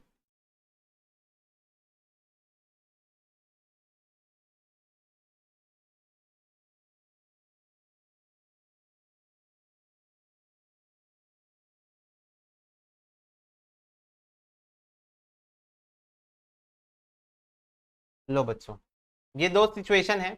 बोल रहे हैं दो कॉइन मैंने टॉस किए. तो पहले तो दो कॉइन का मेरे को सैंपल स्पेस चाहिए. तो दो कॉइन मैंने टॉस किए. दोनों बार हेड हेड आ सकता है, दोनों बार टेल टेल आ सकता है. पहली बार में हेड और दूसरी बार में टेल आ सकता है, और पहले कॉइन पे टेल दूसरे कॉइन पे हेड भी आ सकता है.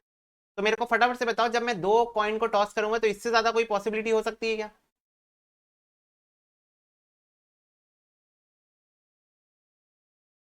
बोलो. इससे ज्यादा पॉसिबिलिटी हो सकती? नहीं हो सकती. ठीक है. अब ये हो गए मेरे possible outcomes. Total possible outcomes हो गए. ठीक है. टोटल आउटकम्स मतलब, तो यहां लिखते हैं total outcomes is equal to 4. अब हम निकालेंगे पॉसिबल आउटकम्स ताकि हम लोग प्रोबेबिलिटी फाइंड आउट कर सके. तो what is the probability of first case? What is the probability of getting at least one head? मतलब कम से कम एक हेड मेरे को चाहिए. इसका जब मैं सुनो ना, जब मैं हिंदी में इस बात को बोला कि मेरे को कम से कम एक हेड चाहिए, तो क्या मैं ये बोला कि एक हेड या उससे ज्यादा भी हो सकता है? मैं बोला कम से कम एक तो चाहिए, उससे ज्यादा तुम कितना भी दे दो. क्या मैंने यही बोला? फटाफट से बताओ बच्चों. क्या मैंने यही बोला कि कम से कम एक हेड तो चाहिए, बाकी तुमको जितना देना उतना? यस. तो मेरे को सारे बच्चे सैंपल स्पेस को देखेंगे और बताएंगे कहां कहां पर एटलीस्ट एक हेड या उससे ज्यादा आया है. फटाफट से सैंपल स्पेस को देख के बताओ. ये देखो, यहां पर एक हेड आया है, डन, इसको ले सकता हूं. यहां पर एक हेड आया है, डन, इसको भी ले सकता हूं. यहां पर हेड है, नहीं है, कैंसल. हेड एटलीस्ट एक हेड होना ही चाहिए, तो इसको कैंसिल कर दो. और यहां तो दो दो हेड है. एटलीस्ट वन हेड मतलब एक या एक से अधिक. एटलीस्ट का मतलब ये होता है एक या एक से अधिक. तो फटाफट से मेरे को सारे बच्चे एक बार जोरदार ओपी बोलते पब्लिक. क्या मेरे पास तीन पॉसिबल आउटकम है? एक, दो और तीन. मेरी कंडीशन को मद्दे नजर रखते हुए, मद्दे नजर ही बोलते हैं ना उसको, है ना. हमारे पास तीन आउटकम है एटलीस्ट वन हेड के लिए, एक या एक से अधिक. तो यहां पर और यहां पर एक या एक से अधिक हेड आया है. तो पॉसिबल आउटकम है 3, टोटल आउटकम है 4. ये हो गई प्रोबेबिलिटी 3/4. चलो अब प्रोबेबिलिटी ऑफ 2 निकालेंगे. टोटल आउटकम तो 4 ही है. पॉसिबल आउटकम क्या होगा? What is the probability of getting at most one head? मतलब ज्यादा से ज्यादा एक ही हेड आ सकता है। इसका मतलब एट मोस्ट वन हेड, मतलब ज्यादा से ज्यादा एक हेड आ सकता है। कम से कम, कम से कम कोई लिमिट नहीं बताया, जीरो। मतलब मैक्सिमम एक हेड लाओ, उससे कम कोई दिक्कत नहीं। मतलब एक हेड आपकी लिमिट है, एक हेड से ज्यादा नहीं होना चाहिए, उससे कम हो सकता है। एट मोस्ट का मतलब यही होता है कि एक हेड मैक्सिमम हो सकता है, उससे कम ले लो, उससे ज्यादा नहीं लेना। ना ना ना ना ना ना ना, उससे ज्यादा नहीं लेना। तो मेरे को बताओ, चलो मैक्सिमम वन हेड, तो क्या मैक्सिमम वन हेड में ये सेटिस्फाई कर रहा है? हाँ, एक ही तो हेड है। क्या मैक्सिमम वन हेड में ये सेटिस्फाई कर रहा है? हाँ, ये भी एक ही हेड है। और बताओ, यहां पर दो हेड है, तो क्या ये मेरे उसको सेटिस्फाई कर रहे हैं, मेरे सिचुएशन को? नहीं, एक हेड से ज्यादा नहीं ले सकते, एक हेड से ज्यादा लेना अलाउड नहीं है, तो इसको कट कर दो। यहां पर टेल टेल कुछ दिया हुआ है, क्या यहां पर हेड है? नहीं। पर मेरे को क्वेश्चन क्या बोला था, शब्द रचना बेटा, एट मोस्ट वन हेड, मतलब ज्यादा से ज्यादा एक हेड हो सकता है, कम से कम जीरो भी तो हो सकता है, ऐसा भी तो हो सकता है हेड ही ना हो, ये भी चलेगा, क्योंकि क्वेश्चन मेरे को एक लिमिट सेट किया। देखो, जैसे तुम लोगों को मम्मी बचपने में क्या बोलती थी, सुनो ना, तुमको मम्मी बचपन में क्या बोलती थी? मम्मी बोलती थी गली के बाहर नहीं जाना, मैक्सिमम गली के एंड तक जा सकते हो। तो मेरे को एक बात बताओ, जैसे मान लो ये तुम्हारी गली है, ये तुम्हारी पूरी लेन है, मम्मी क्या बोलती थी? ये तुम्हारा घर है, मम्मी बोलती थी ये तुम्हारी बॉर्डर लाइन है। इस मैक्सिमम एट मोस्ट क्या बोलती थी मम्मी? अगर मम्मी इंग्लिश में बात करती तो मम्मी ऐसे बोलती, एट मोस्ट यहां तक अलाउड है। तो क्या इसका मतलब ये है कि इस एरिया के अंदर तुम कहीं पर भी रह सकते हो? फटाफट से बताओ, बताओ ना। हाँ, तो बेटा एट मोस्ट तुमको ये यहां तक अलाउड था, उसके अंदर तुम कहीं भी रह सकते हो।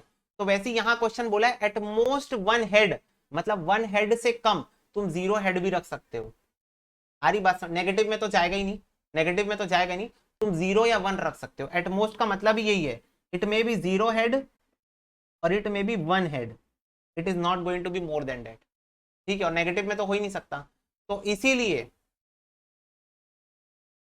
इसीलिए यहां पर टेल टेल को भी हम कंसिडर करेंगे, क्यों? क्योंकि यहां पर जीरो हेड्स है, जीरो हेड्स, तो ज्यादा से ज्यादा वन, कम से कम जीरो भी हो सकता था। तो इसलिए मेरे पास जो पॉसिबल आउटकम्स है वो कितने हो गए? थ्री हो गए। तो इसका आंसर भी हो जाएगा 3/4। Are you getting my point? बोलो, बोल बच्चों, क्लियर है सबको? बेटा इमेजिनेशन का पूरा गेम है यहाँ पर, पूरा game is based on imagination. The more you imagine, the more you are going through. Yes भैया, चलो next question. A coin is tossed thrice, ओ तीन बार टॉस किए कॉइन को, अच्छा। What is the probability of,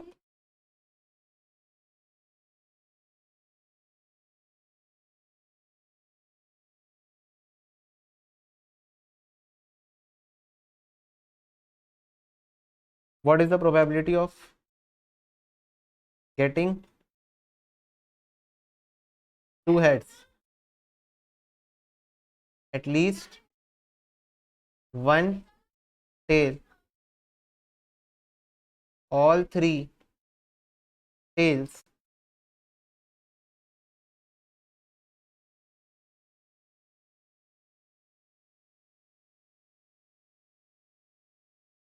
at most two heads। ठीक है, चलो। तो एक कॉइन को अपन तीन बार टॉस कर रहे हैं, तो तीन बार टॉस करने का सैंपल स्पेस बनाना पड़ेगा क्या? हाँ। कैसे सिखाया था बनाने के लिए तीन बार? भाई देखो, हम लोग को फास्ट फॉरवर्ड काम करना है, तो हम लोग सोच के तो बना सकते हैं, पर हम लोग शॉर्टकट तरीके से करेंगे ना। तो पहले हम लोग दो कॉइन टॉस का हम लोग लिख लेते हैं, टू कॉइन टॉस का लिख लेते हैं। तो head head, tail tail, head tail और टेल हेड। इसी सेम चीज को हम लोग यहाँ पर एक बार और रिपीट करेंगे। तुम लोग बोलोगे भैया ये कॉपी पेस्ट वाला फीचर बस आपके पास है, हमको लिखना ही पड़ता है। यस। तो पहली बार में पूरा टेल टेल टेल टेल लिख दो, और दूसरे बार में पूरा हेड हेड हेड और हेड लिख दो। तो ये मेरा बन गया 8 का सैंपल स्पेस।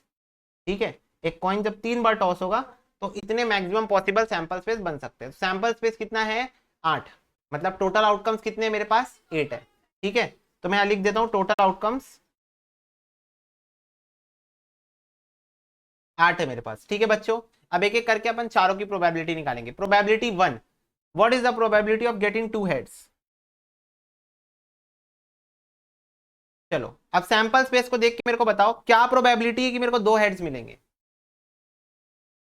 क्या प्रोबेबिलिटी है कि मेरे को 2 हेड्स मिलेंगे। अब ये नहीं बोला है एटलीस्ट एटमोस्ट, कुछ नहीं बोला है, बोला है 2 हेड्स मिलेंगे, इसकी प्रोबेबिलिटी मतलब अपने को 2 हेड्स ही ढूंढने हैं। 1 2 3, फटाफट से बताओ। 3 बार ही ऐसा है कि मेरे पास 2 हेड्स आ रहे हैं। मेरे को एटलीस्ट 3 हेड्स नहीं बोला, एटलीस्ट 2 हेड्स नहीं बोला है, सॉरी 2 हेड्स बोला है।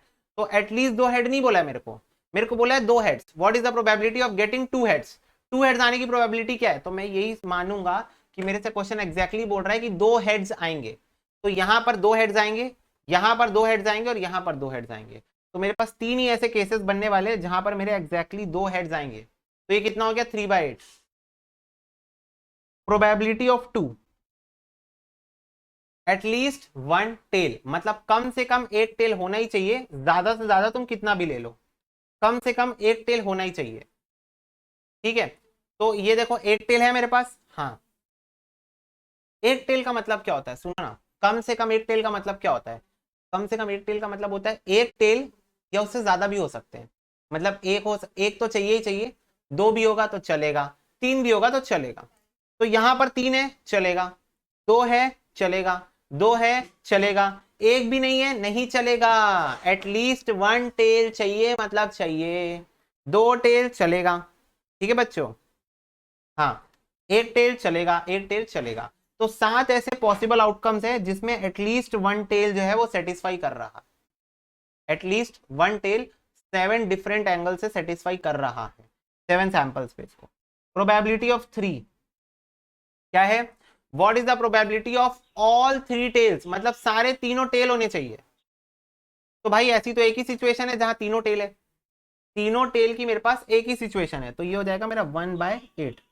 और प्रोबेबिलिटी ऑफ 4 क्या होगा मेरा, प्रोबेबिलिटी ऑफ एटमोस्ट 2 हेड्स, मतलब ज्यादा से ज्यादा 2 हेड्स हो सकते हैं। फटाफट से बताओ, ज्यादा से ज्यादा 2 हेड्स हो सकते हैं, इसका मतलब क्या है, इसका मतलब ये है भैया कम से कम 0 भी हो सकते हैं, 1 भी हो सकते हैं, 2 भी हो सकते हैं। एटमोस्ट का मतलब बताओ, एटमोस्ट 2 हेड्स का मतलब है 2 भी हो सकता है, 1 भी हो सकता है, 0 भी हो सकता है।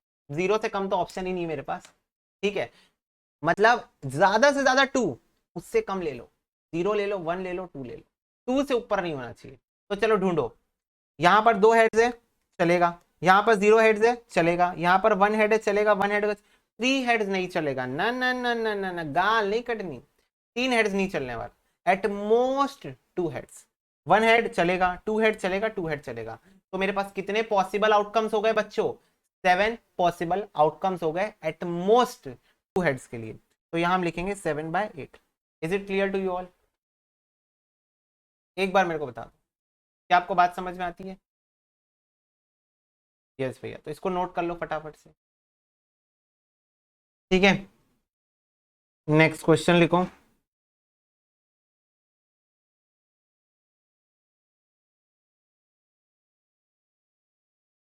A card is drawn from a deck of cards. What is the probability of getting first red card, second black card, third ace, fourth black ace। देखो क्या बोल रहा है क्वेश्चन अपने को, क्वेश्चन क्या बोल रहा है देखो एक बार, अच्छा रुको।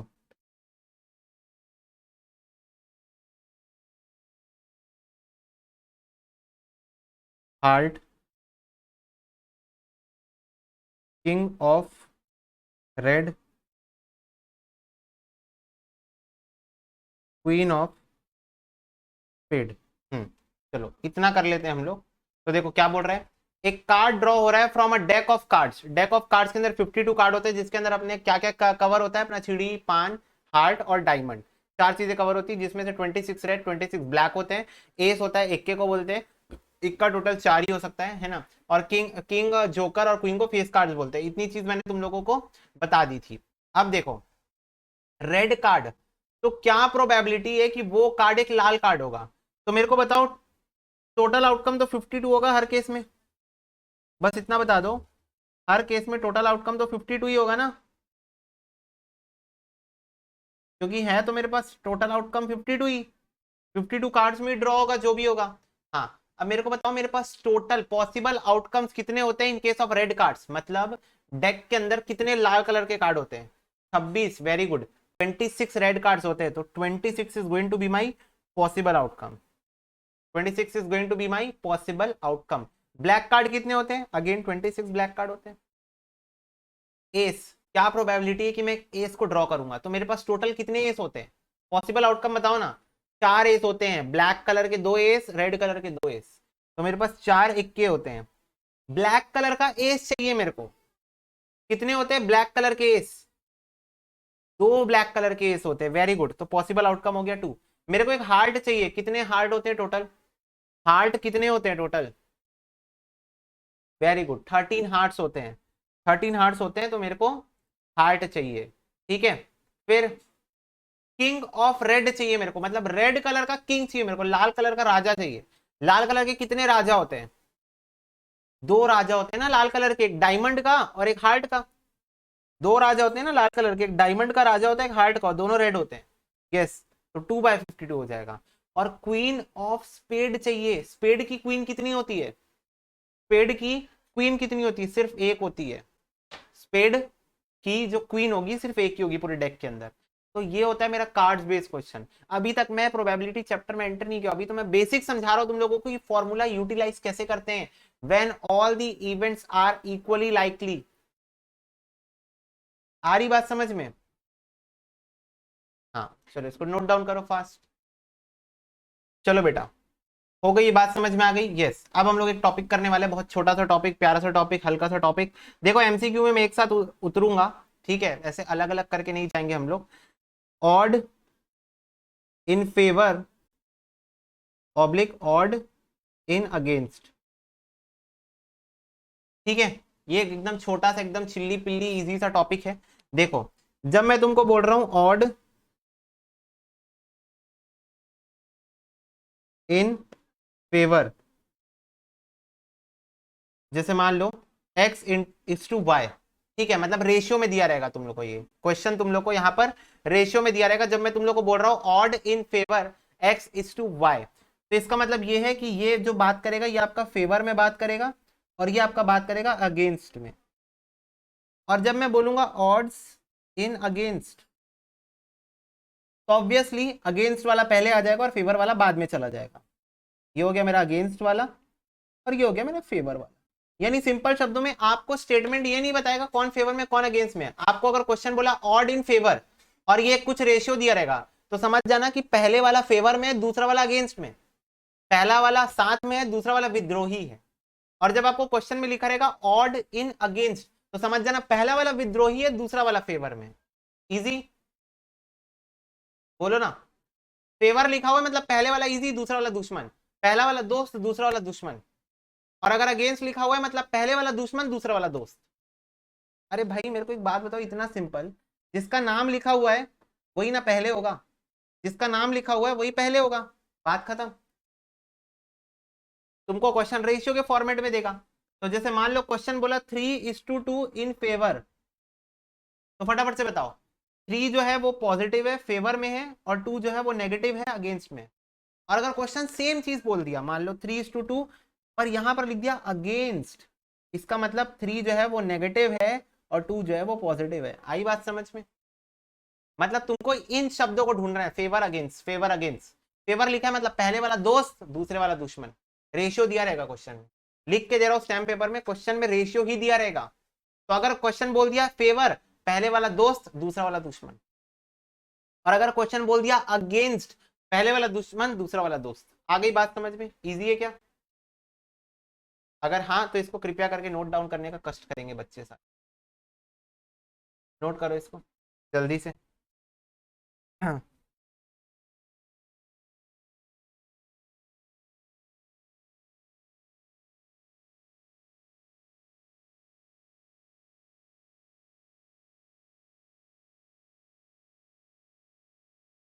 यस ओके बच्चों डन। हाँ अब मैं तुम लोग बता दे रहा हूँ बेसिक। जैसे मान लो एक एग्जांपल लेते, चलो।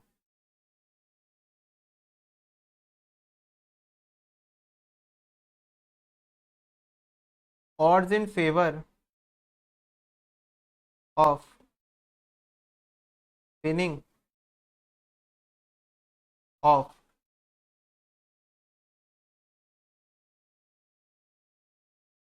gold in Olympics for India is 5:2. So what is the probability of winning a gold? देखो क्या है क्वेश्चन, सुनो पढ़ो ध्यान से।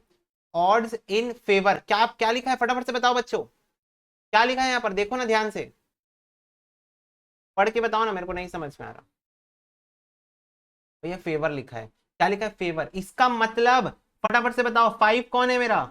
5 कौन है मेरा? 5 कौन है मेरा? दोस्त है, वेरी गुड। और 2 कौन है? दुश्मन। अच्छा पहले एक काम करो, क्वेश्चन लिख लो, लिखो क्वेश्चन। ठीक है अब सुनो मेरी बात, क्वेश्चन लिख लिए, अब फुल कंसंट्रेशन स्क्रीन में और ध्यान से सुनो मेरी बात।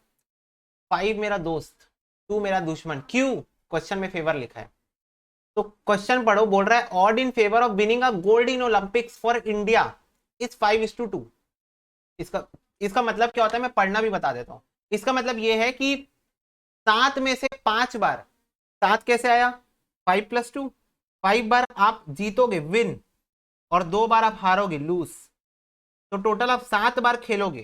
तो इसका मतलब ये होता है कि अगर आप 7 बार खेलोगे तो उसमें से 5 बार चांसेस है कि आप गोल्ड जीत के आओगे, और 2 बार चांसेस है कि आप गोल्ड जीत के नहीं आओगे। इसका मतलब ये होता है। ठीक है इसको अपन रीड ऐसे करते हैं, 5:2 का मतलब आप 7 बार खेलोगे जिसमें से 5 बार आप फेवर में लाओगे और 2 बार आप अगेंस्ट में लाओगे। तो बोल रहा है क्या probability of winning a gold, तो बोल रहा है गोल्ड जीतने की प्रोबेबिलिटी बताओ। तो मेरे को बताओ टोटल आउटकम्स, मतलब टोटल कितने मौके मिलेंगे मेरे को? 7। और what is possible outcome? Possible outcome कितने हैं? 5, क्योंकि मुझे गोल्ड चाहिए तो मेरे को फेवर में चाहिए अपना डिसीजन। ठीक है so what is going to be the probability of winning a gold? 5/7। Is it clear to you all? Easy है बताओ ना, एकदम इजी बेटा, लड्डू लड्डू टॉपिक है odds in favour all. Clear है सबको? बताओ ना प्लीज, प्लीज बताओ ना बच्चों एक बार। भैया प्लीज मत बोलो भैया, हम बता देते हैं आप। हाँ भैया क्लियर है। ठीक है अब जैसे जैसे मान लो कहीं पर odds in favour odds in against का कोई क्वेश्चन हम लोग देखते हैं एक आध। 22 नंबर क्वेश्चन देखो, नहीं 22 भी नहीं, 21 बताओ। अगर P और Q ऑड इन फेवर है, मतलब ये पॉजिटिव है और ये नेगेटिव है, ऑफ द इवेंट, तो प्रोबेबिलिटी ऑफ द इवेंट क्या होगी? फटाफट से बताओ, प्रोबेबिलिटी ऑफ द इवेंट क्या आएगी? P और Q जो है वो ऑड इन फेवर है। What is the, very good भैया, वेरी गुड बच्चों, सॉरी, है ना? ऊपर में आएगा फेवर P और नीचे में आएगा टोटल आउटकम। टोटल आउटकम मतलब P+Q, जो अभी तो हम लोग किए। अभी अपने पास क्वेश्चन में P के जगह 5 दिया था और Q के जगह 2 दिया था, तो हम लोग यही तो किए, 5/5+2 कर दिए तो 5/7 आया। ठीक है तो इसका आंसर बी हो गया। चलो 22 नंबर क्वेश्चन सारे बच्चे मेरे को फटाफट से एक बार बता देंगे। बोल रहा है अगर प्रोबेबिलिटी ऑफ ए जो है वो 5/9 है और then the odd against the event A क्या होगा? मतलब मेरे को ऑड इन फेवर दिया हुआ है क्वेश्चन में 5/9, क्या दिया हुआ है? 5/9 प्रोबेबिलिटी दी हुई है ना, प्रोबेबिलिटी ऑफ फेवर दी हुई है मेरे को, क्या दी हुई है? 5/9 दी हुई है। तो मेरे से पूछ रहा है बताओ ऑड अगेंस्ट द इवेंट क्या होगा? ऑड अगेंस्ट द इवेंट मतलब ऑड अगेंस्ट, हाँ, ऑड इन अगेंस्ट, ठीक है, क्या होगा?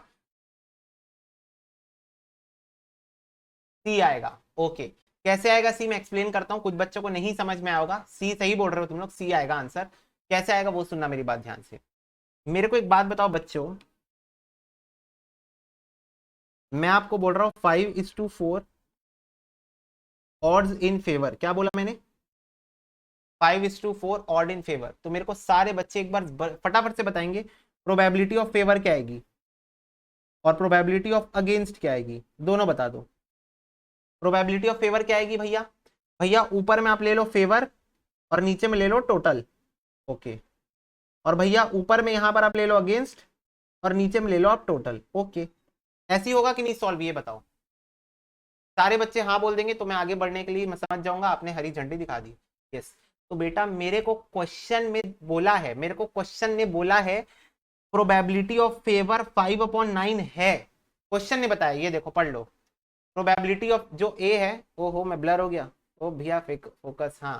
प्रोबेबिलिटी ऑफ ए जो है वो 5/9 मेरे को क्वेश्चन ने बोला है।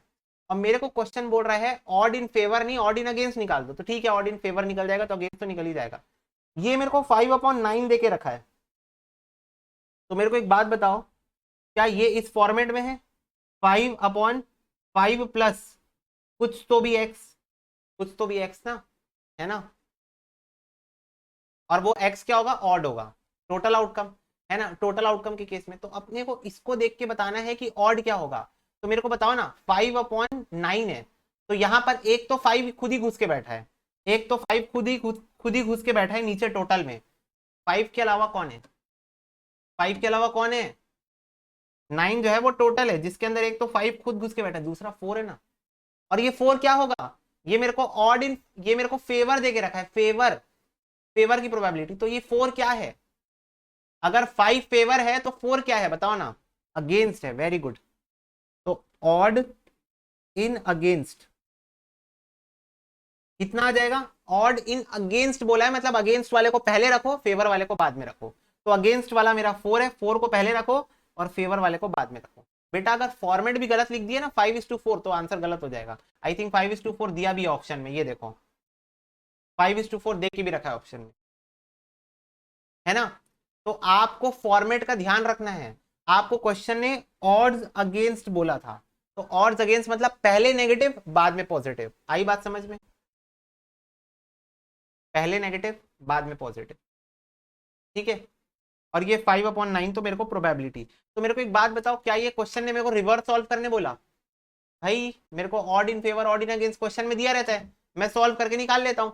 मेरे को सॉल्यूशन दे दिया, बोला क्वेश्चन बता दो, मैंने क्वेश्चन बता दिया उसको। क्लियर है? यस भैया, चलो इस टाइप के मैं और क्वेश्चन तुम लोग से करवाना चाहूंगा ताकि तुम लोग को अगर थोड़ा बहुत भी कहीं डाउट बच गया हो तो वो क्लियर हो जाए। ओके भैया, आपकी मर्जी, आप जो कराना चाहो कराओ।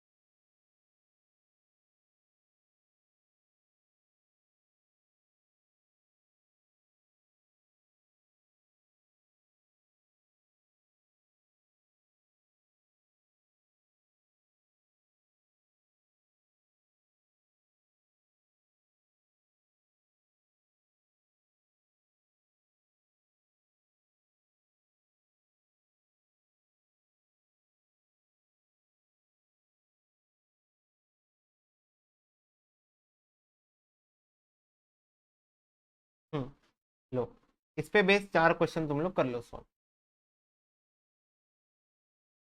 4 क्वेश्चन करो, पूरा क्लियर हो जाएगा, जो भी डाउट आ रहे होंगे सब क्लियर हो जाएगा।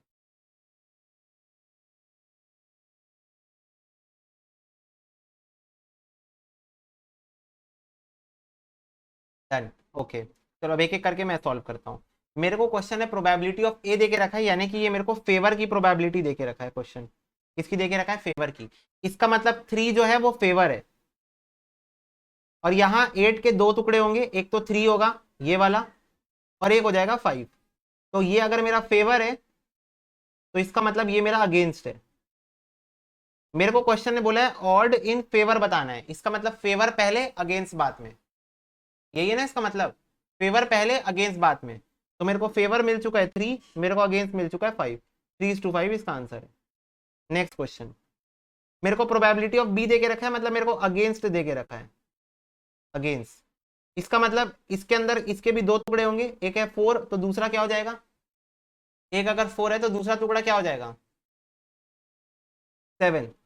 और अगर मेरा 4 अगेंस्ट है इसका मतलब 7 मेरा फेवर है। मेरे को क्वेश्चन में ऑड इन अगेंस्ट पूछा है, मतलब अगेंस्ट वाला पहले फेवर वाला बाद में, अगेंस्ट वाला पहले फेवर वाला बाद में, आंसर हो जाएगा 4:7। नेक्स्ट, मेरे को यहां 2 देके रखा है प्रोबेबिलिटी ऑफ बी यानी कि अगेंस्ट। इसका मतलब ये 5 के भी दो टुकड़े होंगे 2 और 3, जिसमें से 2 अगेंस्ट में है और 3 फिर फेवर होगा पक्का। मेरे को ऑड इन फेवर पूछा है, इसका मतलब फेवर पहले अगेंस्ट बाद में, इसका मतलब फेवर पहले और अगेंस्ट बाद में। 3:2 बच्चों, 3:2, फेवर पहले और अगेंस्ट बाद में। फिर मेरे को प्रोबेबिलिटी ऑफ ए देके रखा है, इसका मतलब ये मेरे को फेवर देके रखा है। इसके भी दो टुकड़े होंगे, एक होगा 4 और एक होगा 3। 4 मेरा फेवर है, इसका मतलब 3 मेरा अगेंस्ट है। मेरे से ऑड इन फेवर पूछा है, तो favour is to against. Is it clear to you all? बोलो आप क्लियर हुआ?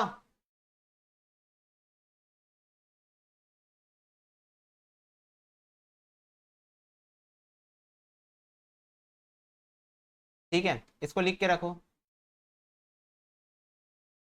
थर्ड वाले में बेटा ऑड इन फेवर बोल के रखा, फेवर में बताओ। तो ये मेरे को प्रोबेबिलिटी ऑफ बी देके रखा है, बी का मतलब होता है अगेंस्ट, अगेंस्ट देके रखा है मेरे को। तो मतलब ये ऊपर में अगेंस्ट वाला बैठा होगा, ऊपर अगेंस्ट वाला बैठा होगा, और नीचे में तो दोनों बैठे हैं, दोनों फेवर और अगेंस्ट दोनों मिलके नीचे बैठे हैं। तो अगर 2 मेरा अगेंस्ट है तो 3 मेरा फेवर होगा। ठीक है, 2 मेरा अगेंस्ट है तो 3 मेरा फेवर है। तो मेरे को क्वेश्चन ने बोला ऑड इन फेवर बताओ, तो मैंने पहले फेवर को लिख दिया, बाद में अगेंस्ट को लिख दिया।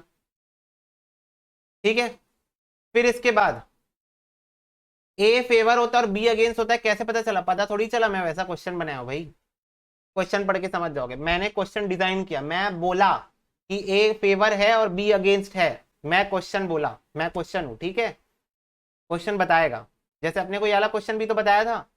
ये देखो, मेरे को एक बात बताओ, डिफॉल्ट केस में बताओ, कॉमन सेंस इनटू 100 लगाओ, प्रोबेबिलिटी ऑफ ए 5/9 दिया हुआ है, देन ऑड अगेंस्ट इवेंट पूछ रहा है, इसका मतलब पक्का मेरे को फेवर देके रखा है ना, तभी तो अगेंस्ट पूछ रहा है ना। तो या तो क्वेश्चन इनडायरेक्टली हिंट कर देगा या तो डायरेक्टली बता देगा। तो प्रोबेबिलिटी ऑफ बी अगेंस्ट है, तो इसका मतलब ये ऊपर में अगेंस्ट बैठा हुआ है और नीचे में तो दोनों बैठे हैं, मिली भगत दोनों बैठे हैं। तो इसका मतलब 11 के अंदर एक 4 है जो कि अगेंस्ट है, पता चल चुका है, और 7 जो है वो पक्का फेवर ही होगा फिर। तो मेरे को ऑड इन अगेंस्ट पूछा था, तो पहले अगेंस्ट लिखो बाद में फेवर लिखो, 4:7। क्लियर हो गया सबको? If yes then write this down. ठीक है बच्चों, यस। चलो अब इसके बाद मेरे को तुम लोगों को लिखवाना है लास्ट कुछ फॉर्मूलाज, फॉर्मूला ग्लॉसरी लिख लो। Formula based on our observation जो हमने अभी तक के किए हैं, लाइक डेफिनेशन एफिनेशन सब मिला के जो भी अपने फॉर्मूले बन जाते हैं। तो लिखो, पहला फॉर्मूला अपना बनेगा कि प्रोबेबिलिटी रेंज फ्रॉम 0 to 1। ठीक है, तो प्रोबेबिलिटी हमेशा 0 से 1 के बीच में ही रेंज करेगी। और probability of A not plus probability of A is always going to be equal to 1। मतलब एक ऐसा इवेंट जो होगा और उसको छोड़ के जो सैंपल स्पेस होगा वो दोनों को जब आप प्लस कर दोगे तो 1 आएगा। इसको याद है तुम लोगों को, हम लोग वेन डायग्राम से भी समझे थे, याद है? ये देखो, इस पूरे की वैल्यू 1 है, तो अगर ये मेरा ए को दर्शा रहा है, अगर ये मेरा ए को दर्शा रहा है और ये वाला पोर्शन मेरा ए नॉट को दर्शा रहा है, तो बताओ ना, ए और ए नॉट को मिलाऊंगा तो 1 आ जाएगा ना, है ना? ए और ए नॉट को मिलाने से 1 आ जाएगा ना। सर्कल जो है वो ए है और सर्कल के बाहर का जो पोर्शन है वो ए नॉट है, तो ऐसा होता है, ठीक है। Third, probability of A union B जो होता है वो बराबर होता है probability of A plus probability of B minus probability of A intersection B के, ठीक है। एक चीज ध्यान में रखना, जो मेरे डिसजॉइंट इवेंट होते हैं वो उसके हमेशा प्रोबेबिलिटी जो आएगी ए इंटरसेक्शन बी वो 0 आएगी। क्यों 0 आएगी? क्यों 0 आएगी, रीजन बताओ। डिसजॉइंट इवेंट्स की ए इंटरसेक्शन बी की प्रोबेबिलिटी हमेशा 0 क्यों आएगी? Because they are fill in the blanks,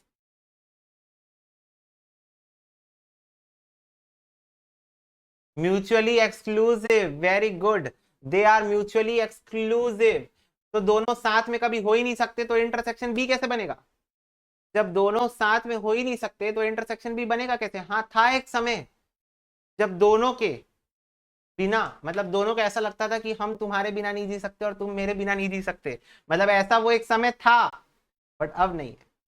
अब दोनों एक साथ हो ही नहीं सकते, है ना? so that's why probability of a intersection b is always going to be 0 in this case। Clear है? बोलो। हाँ भैया। इसके बाद तुम लोगों को अभी नहीं, अभी तो उसका नहीं करा रहा हूँ, बेस थ्योरम का। इंडिपेंडेंट इवेंट के केस में इसलिए फॉर्मूला बनेगा probability of A intersection B का probability of A into probability of B. ये भी यूज होगा बहुत सारी जगह में, अच्छा फॉर्मूला है, यूज होगा बहुत सारी जगह में, ठीक है। और अगर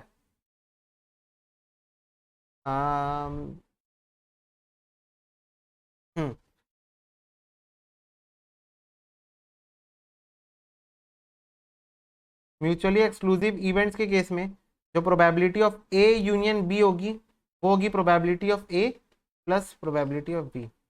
और ये कौन से केस में होगी? नॉट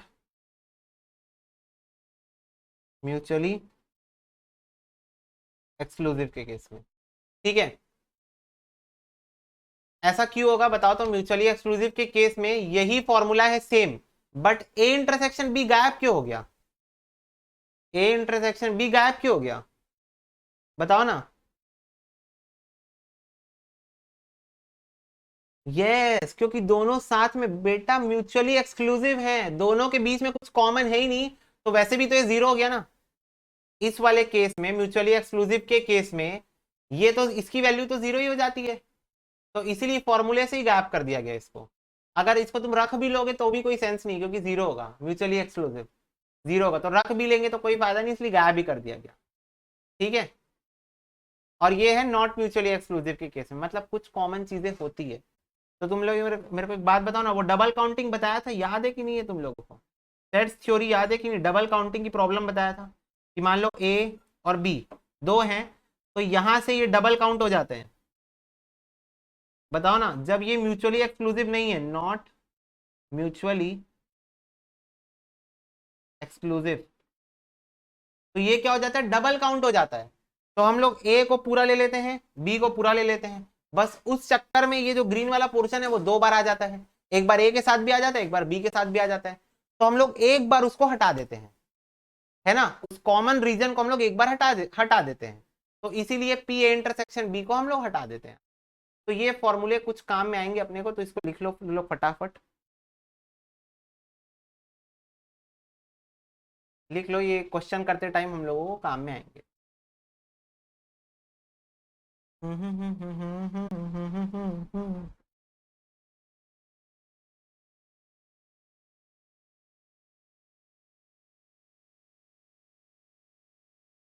ठीक है बच्चा पार्टी, इसको नोट कर लियो तो ठीक है। आज की क्लास के लिए हम लोग इतना ही करते हैं, ठीक है। अब इतना पोर्शन तुम लोग अच्छे से रिवाइज करके आना, ताकि हम लोग नेक्स्ट क्लास से डायरेक्टली अपने एमसीक्यूज को स्टार्ट कर सकें, ठीक है बच्चों? ओके भैया, चलो। God bless you, take care and bye bye.